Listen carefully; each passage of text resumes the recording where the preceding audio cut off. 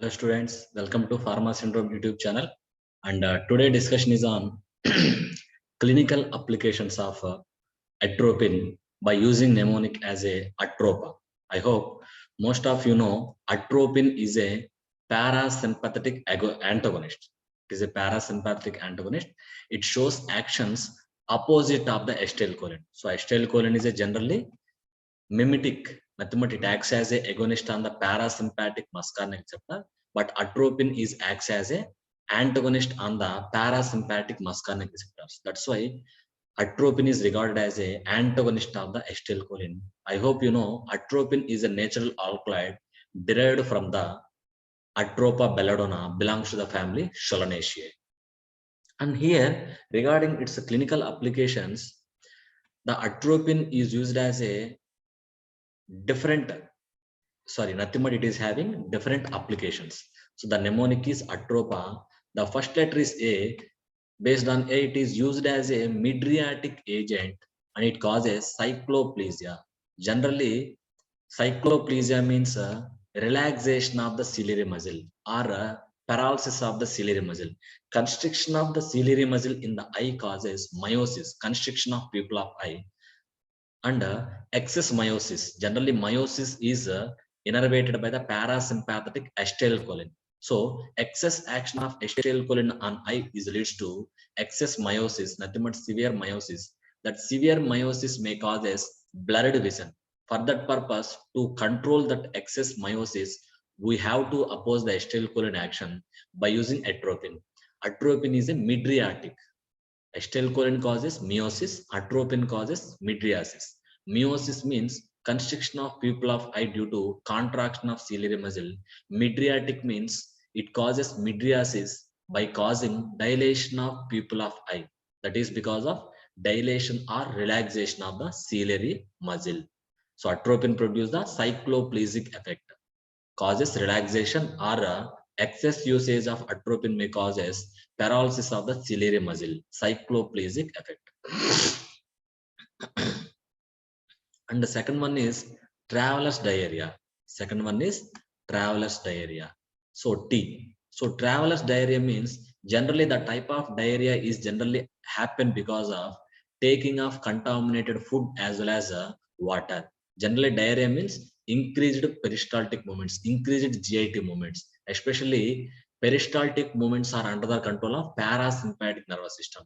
So during this traveler's diarrhea, there is a chance of increased parasympathetic action. That is, acetylcholine may increase the GIT movements. That increased GIT movements towards excess leads to diarrhea, especially taking of contaminated food as well as water may causes the traveler's diarrhea. That's why you have to oppose the parasympathetic action in the diarrhea. You have to take atropine because atropine is a acetylcholine antagonist, reduce the GIT movements and controls the diarrhea. And next one is letter R, rapid onset mushroom poisoning. So what is the relation of mushroom here means generally you know muscarin, muscarine, muscarin, muscarine. Muscarin is a natural alkaloid from the mushroom species Amanita muscaria, Amanita muscaria, Amanita muscaria. So generally this muscarin from the Amanita muscaria shows action similar to the acetylcholine. Muscarin is a natural alkaloid from the Amanita muscaria, shows similar action to the acetylcholine, nothing but parasympathomimetic. So excess consumption of this mushroom, intentionally or unintentionally, what will happen? Excess muscarin enter into the body. That excess muscarin will stimulate the parasympathetic nervous system more than the requirement, will lead to the parasympathomimetic action into the higher level. For example, nothing but the muscarin actions are similar to the acetylcholine. So when muscarin load is higher in the body, that leads to increased parasympathomimetic action, which causes acetylcholine action more in the body. So excess acetylcholine action may lead to severe meiosis on the eye, severe salivary secretions, and a severe constriction of bronchial smooth muscle, and a decreased heart rate. That is similar to acetylcholine action. So to counteract the mushroom poisoning, especially overload of muscarin, you have to use atropine as an antagonist in the mushroom poisoning. Next, organophosphorus poisoning. So regarding classification of parasympathomimetics, there is a direct and indirect acting drugs. In indirect acting drugs, there are two categories: reversible, irreversible. In case of irreversible category, organophosphorus compounds will come. So when organophosphorus compounds are entered into the body, they inactivate the acetylcholine esterase enzyme. They inactivate the acetylcholine esterase enzyme. Generally, the role of acetylcholine esterase enzyme to break down, to metabolize the acetylcholine. But here, this organophosphorus compounds inactivating the enzyme irreversibly. When the enzyme is inactivated irreversibly, it is more time in the inactivated state. This enzyme is not available for the metabolism of the acetylcholine.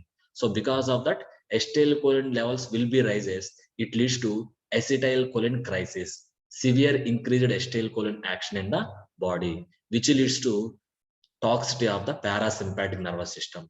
So to counteract organophosphorus poisoning, you have to take atropine, because atropine is a acetylcholine antagonist. It blocks the muscarinic receptors and reduce the excess acetylcholine action in the body. Next, pre-anesthetic. Generally, pre-anesthetics are the drugs nothing but they used before the surgical procedure to make subject or patient anesthetized.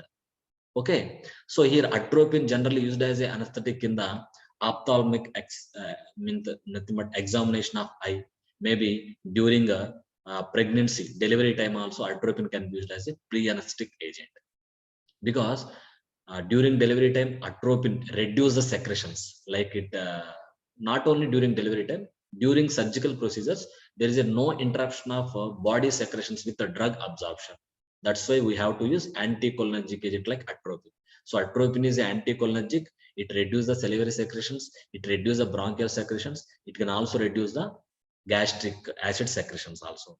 So mostly atropine is also used as a pre-anesthetic agent before the surgical procedures. Next, arrhythmias. Atropine is also used as a drug in the arrhythmias. For example, especially here, bradyarrhythmia. So arrhythmia means abnormality in the heart rhythm. The rhythm may be rhythm may be bradyarrhythmia less than 60 beats. The arrhythmia may be tachyarrhythmia more than 100 beats.